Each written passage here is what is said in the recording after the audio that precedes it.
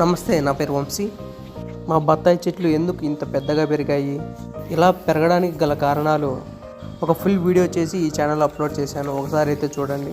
అందులో ఒక కారణం గురించి చెప్పాలంటే, నాకు చాలామంది ఫోన్ చేసి ఇలా అడుగుతున్నారు, మీ నర్సరీలోని మొక్కలు ఏ వయసు కాపుకు వస్తాయి అని.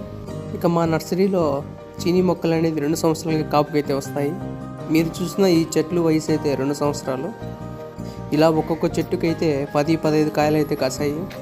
ఇలా 2 సంవత్సరాలకు 3 సంవత్సరాలకు ఇలా బత్తాకాయలు కాయడానికి అలవాటు పడితే చెట్టు ఎదుగుదల అనేది తగ్గుతుంది. ఒకవేళ 2 సంవత్సరాలకు 3 సంవత్సరాలకు అదుపు తప్పి ఎక్కువ వర్షం పడడం వల్ల, ఎక్కువ నీరు ఇవ్వడం వల్ల ఇలా పిందెలు అయితే వస్తాయి. ఇక వీటిని చెట్టు నుంచి తొలగించడం అయితే చాలా మంచిది.